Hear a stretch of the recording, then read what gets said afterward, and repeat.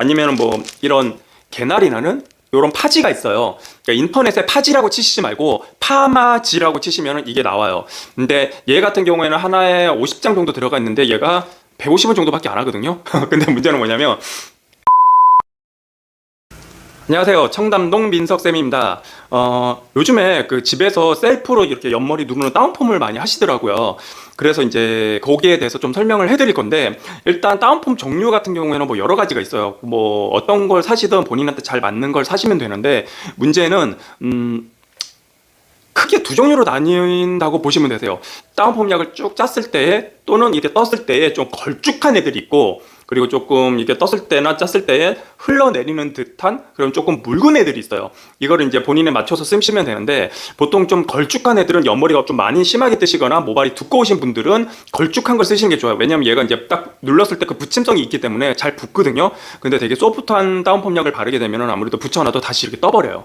그래서 될 수 있으면은 조금 모발이 좀 두껍거나 아니면 좀 억세신 분들은 조금 걸쭉한 그런 타입의 제품을 사용해 주시면 좋고, 그리고 모발이 좀 얇거나 뭐 최근에 파마나 이런 걸 좀 하셔서 모발이 손상이 되신 분들은 조금 소프트한 거를 발라서 살짝만 누르셔도 잘 붙거든요. 그래서 그런 걸 사용해 주시면 되는데, 그리고 그 두꺼운 분이시거나 그리고 얇은 분이시거나 항상 미용실 가면은 옆에다 뭘 이렇게 붙여주잖아요. 하얀색 종이라든지 아니면 뭐 띠라든지 이렇게 딱 눌러주잖아요. 그게 왜 그러냐면 더 잘 붙으라고 그렇게 눌러주시는데, 집에는 그런 게 잘 없기 때문에 보통 랩 같은 거라든지 이런 걸로 사용하셔도 되고, 아니면은 뭐 이런 개나리 나는 요런 파지가 있어요. 그러니까 인터넷에 파지라고 치시지 말고 파마지라고 치시면 이게 나와요.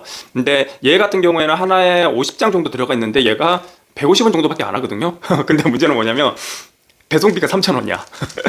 그래서 이제 이거 하나 사고 3,000원 내시는 것보다는 그냥 길이나 아니면 시장 같은 데 돌아다니시다 보면은 미용 재료 파는 데가 있어요. 미용 재료 이렇게 써 있거든요. 거기에 가시면은 요거 달라고 하시면은 뭐 150원, 200원이면 이거 하나 주실 거예요. 그럼 50장 정도 들어가니까 다운펌 약 산 거를 충분히 다 쓸 수 있을 정도의 양은 50장이 되니까 그거 하나 사셔가지고 집에서 이렇게 좀 눌러주시는 게 좋으세요. 이거를 왜 누르냐면은 짧은 머리건 긴 머리, 그러니까 쉽게 말하면 뭐 두꺼운 머리들 있잖아요. 두꺼운 머리들은 당연히 뜨겠죠. 아무리 좀 센 약을 발라도 좀 뜬단 말이에요. 그래서 이제 파마지 같은 걸로 이렇게 붙여 놓으시거나 하면 되시는데, 얇은 머리든 짧은 머리든 유독 잘 안 붙을 때가 있어요. 거기가 어디냐면은 요런 라인들 있죠. 요런 라인들 같은 경우에는 모발이 좀 짧기 때문에 잘 안 붙어요.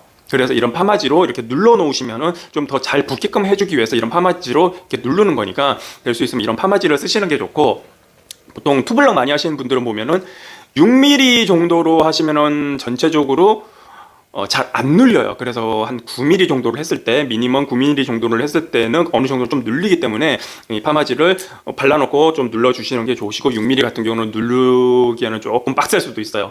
그래서 6mm 이상 정도의 기장이 됐을 때에 다운펌 약을 사서 이제 좀 바르는 걸 추천을 드릴게요. 그리고 이제 근데 나는 이 제품이 너무 좋은데 묽어서 잘 안 눌리는 것 같아요. 근데 저한테는 이 제품이 너무 잘 맞아요 라고 하시는 분들이 있어요. 그럴 때는 어떻게 하시느냐, 이 파마 약에다가 그 다운펌 약에다가 사람들이 먹을 수 있는 오가닉 그 가루들이 있어요. 뭐 쉽게 말하면은 뭐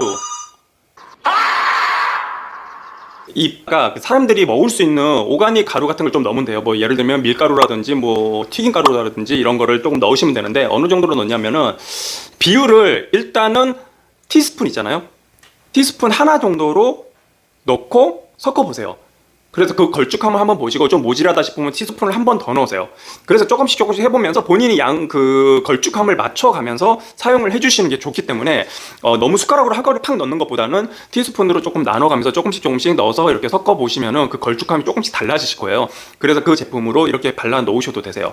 그리고 또 궁금해하신 게 뭐냐면, 얼마나 시간을 방치해야 되냐고 많이들 물어보시기는 해요. 근데 제일 좋은 거는 각 회사에서 방치하라고 하는 시간들이 있을 거예요. 그 방치하라는 시간에 맞춰서 하면 되는데, 문제는 이 방치하라고 정해져 있는 시간이 가장 기본적인, 가장 평균적인 그런 모발일 경우에 그 시간이 나와 있기 때문에, 내가 다른 사람에 비해서 모발이 조금 두껍다 싶으면은 보통 그 시간보다는 한 4분에서 5분 정도 조금 더 오버해서 놔두시는 게 좋고, 그리고 내가 다른 분들에 비해서 모발이 조금 가늘거나 손상이 많이 됐어 그러면은 그 시간보다는 한 3분에서 4분 정도는 좀 줄이시는 게 좋으세요. 그렇다고 제가 이게 다 이렇게 딱 얘기를 했다고 이게 딱 정석이 되진 않거든요.